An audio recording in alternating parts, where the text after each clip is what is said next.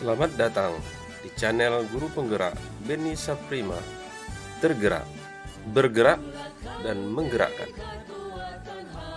Pada video kali ini, kita akan membahas tentang aksi nyata budaya positif di sekolah. Berbagi aksi nyata dari calon guru penggerak kepada guru lain. Disampaikan oleh Beni Saprima SPDI, calon guru penggerak Angkatan 9 dari SMA Negeri 1 Pulau Banyak. Diseminasi budaya positif dilaksanakan di SMA Negeri 1 Pulau Banyak pada hari Kamis 26 Oktober 2023. Selamat menyaksikan. Assalamualaikum warahmatullahi wabarakatuh. Pertama sekali saya mengucapkan terima kasih kepada Bapak dan Ibu hebat di sekolah kita telah bersedia meluangkan waktu untuk menyaksikan sedikit presentasi dari kami berkaitan dengan kegiatan di sekolah kita, yaitu tentang aksi nyata budaya positif. Hal ini nanti bisa kita terapkan di kelas kita masing-masing ketika kita melaksanakan pembelajaran ataupun kita sebagai wali kelas. Baik Bapak Ibu, secara filosofi pendidikan yang dikemukakan oleh Ki Hajar Dewantara, pendidikan itu tidak menuntut Bapak Ibu, tetapi dia adalah menuntut. Pendidikan juga, kalau yang kita lihat sekarang itu harus menghamba kepada murid.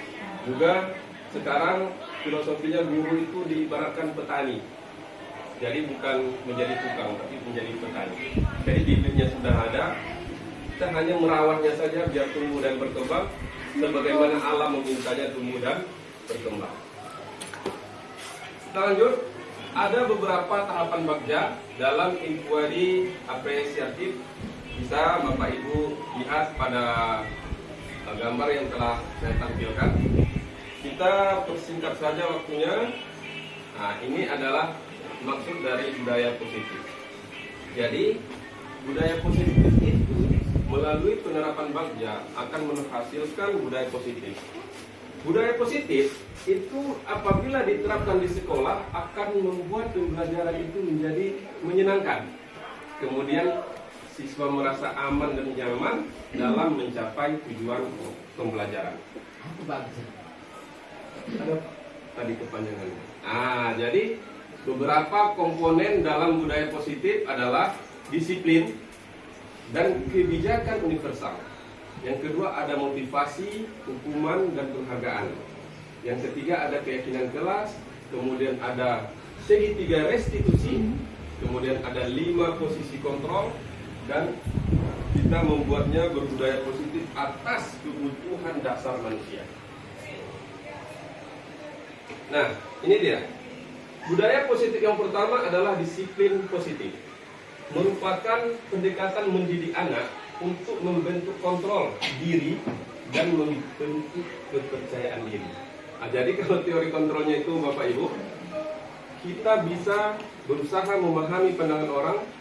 Setiap tindakan memiliki tujuan dan kita hanya bisa mengontrol diri sendiri, tidak bisa mengontrol orang lain. Jadi yang kita kontrol hanya diri sendiri. Jadi anak-anak kita harap mampu mengontrol diri sendirinya juga, bukan kita yang mengontrol. Begitu. Kita lanjut. Yang kedua, teori motivasi, hukuman, dan penghargaan. Jadi ini adalah sesuatu yang selalu kita lakukan di dalam sekolah. Jadi kalau motivasi itu setiap perilaku manusia memiliki motivasi. Motivasinya apa? Tergantung manusia itu sendiri. Kemudian apa itu hukuman? Biasanya hukuman itu merupakan pengendalian perilaku seseorang bersifat memaksa. Itu dinamakan hukuman dan juga menyakitkan. Tapi kemudian ada yang namanya penghargaan. Penghargaan itu merupakan pengendalian perilaku seseorang dengan suatu benda atau peristiwa yang diinginkan. Jadi ketika orang itu menginginkan penghargaan, kita berikan, maka ada kepuasan batin. Kemudian keyakinan kelas. Nanti saya akan jabarkan seperti apa kita menyusun keyakinan kelas. Jadi keyakinan kelas ini adalah nilai-nilai kebijakan yang universal disepakati oleh warga kelas Jadi Bapak Ibu, apalagi yang terutama wali kelas, ini kalau di sekolah-sekolah lain ini sudah buat semua Bapak Ibu.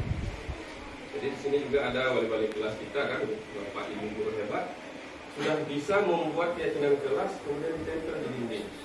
Fungsinya apa? Ketika kita menangani siswa muda, karena sudah ada keyakinan mereka di kelas, jadi kita tinggal tanya, nah kamu melanggar ya, keyakinan kelas apa yang sudah kamu langgar? Jadi anak-anak tahu dia, maksudnya dia sudah melanggar suatu keyakinan kelas. Nah, budaya positif itu Bapak Ibu sesuai dengan kebutuhan dasar manusia. Jadi anak-anak datang ke sekolah ini juga sesuai dengan kebutuhan dasar manusia, yaitu bertahan hidup. Kebutuhan orang juga perlu kasih sayang. Kebutuhan juga murid itu ada kebebasan. Dia juga butuh kesenangan, dan dia ingin penguasaan atau menunjukkan jati dirinya. Nah, jadi inilah kebutuhan dasar manusia. Nah, ini kalau kita lihat dalam diagram tampak seperti dan tidak tampak seperti akan ada bedanya dalam budaya positif. Misalnya kita buat peraturan, taat peraturan. Jadi apabila anak-anak tidak melakukan berarti tidak tampak dia. Nah, jadi tidak tampak seperti melanggar peraturan. Berarti belum berefek terhadap peraturan tadi. Kemudian tampak seperti menghargai. Nah, berarti kalau anak belum menghargai dia anggap remeh. Nah, kemudian harusnya anak-anak itu tampak memiliki empati.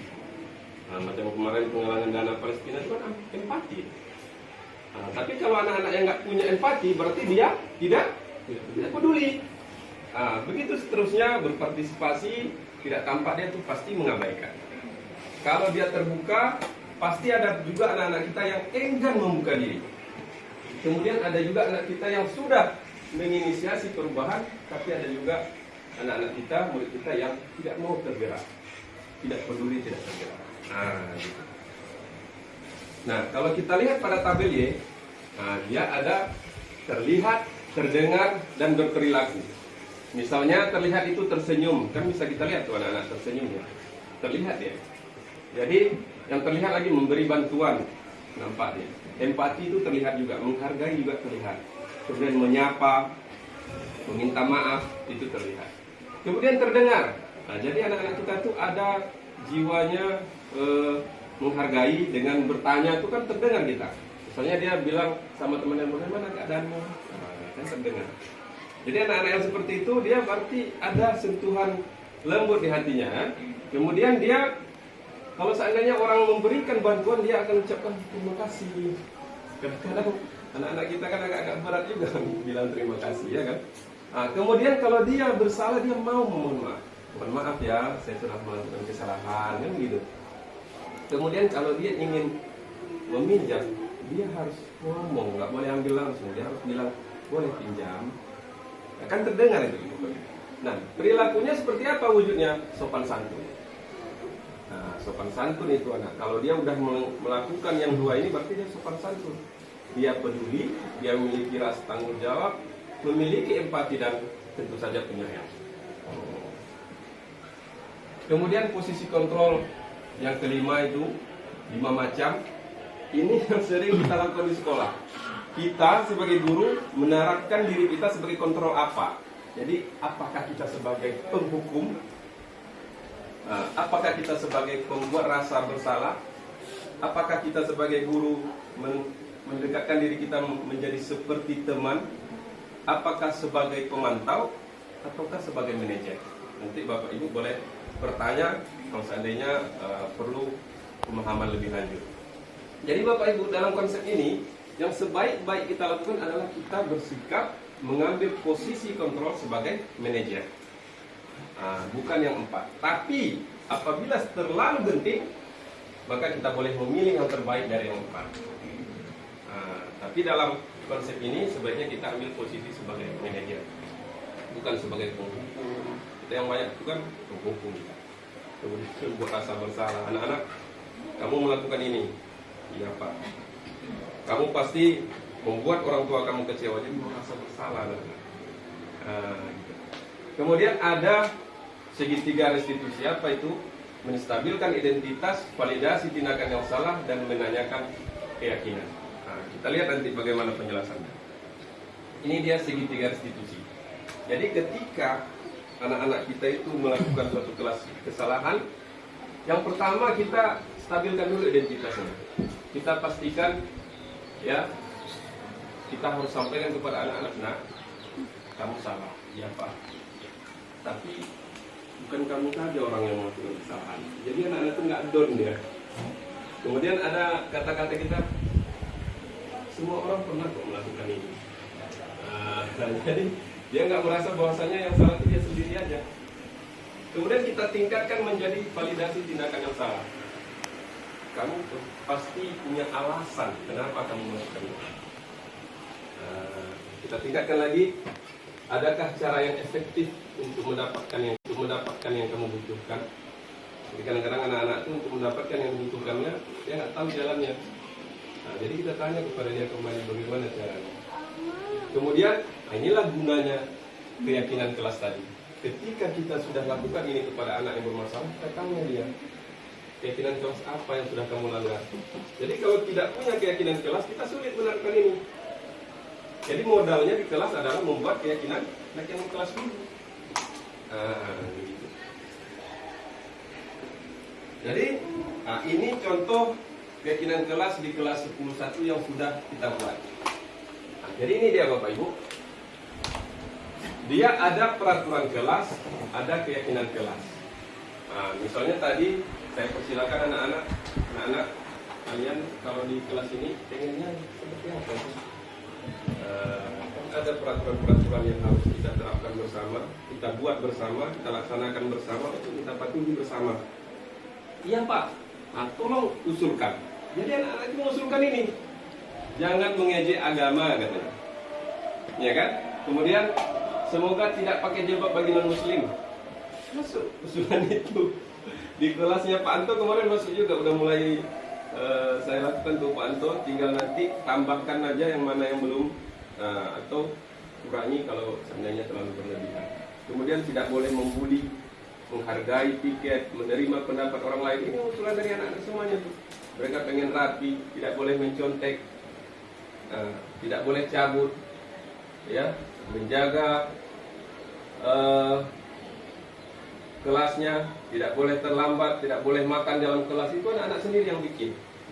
Cuman Bapak Ibu, kalau kita bikin ini sebanyak ini, agak repot juga kita dalam menerapkan keyakinan kelas. Jadi keyakinan kelas itu adalah kesimpulan dari yang dimunculkan anak-anak. Kan misalnya tadi ada poin kan, menghargai piket, tidak boleh membuli, menerima pendapat orang lain misalnya kan. Itu kan masuk kepada keyakinan kelas menghargai. Jadi dia satu aja, menghargai, tapi mencakup semua hal yang bagian menghargai. Nah, kemudian ada bagian tadi, tidak boleh makan di kelas, ya kan? Kemudian tidak boleh menghambur-hamburkan kursi misalnya. Nah, itu masuk keyakinan kelas menjaga ketertiban kelas. Tidak mencontek misalnya, itu masuk kepada mandiri, ya kan? Kemudian jangan datang terlambat, ya kan? Itu masuk kepada disiplin. Kemudian menjaga keyakinan itu untuk menghargai sesama, maksudnya keyakinan universal ya, supaya yang berbeda agama tidak menghargai. Jadi mudah sebenarnya. Jadi dari sini kita membentuk keyakinan kelas di kelas kita masing-masing. Harapannya nanti wali-wali kelas bikin ini juga supaya kita mudah menangani anak-anak.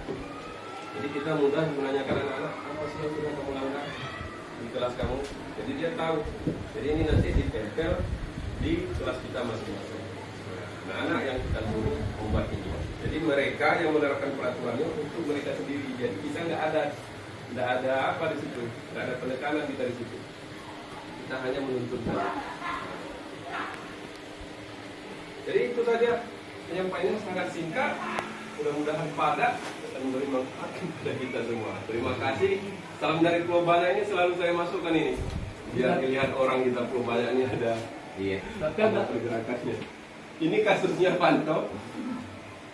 Hidup mau tabanam ini hujan subuh. Hidup apa keramba?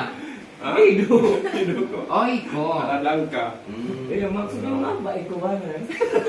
Maksudnya begitulah kondisinya ketika subuh di Pulau Banyak. Pulau Bali pun hilang. Pasti. Oke. Demikianlah video kali ini. Semoga bermanfaat. Dan terima kasih. Assalamualaikum warahmatullahi wabarakatuh. Salam dari Pulau Banyak.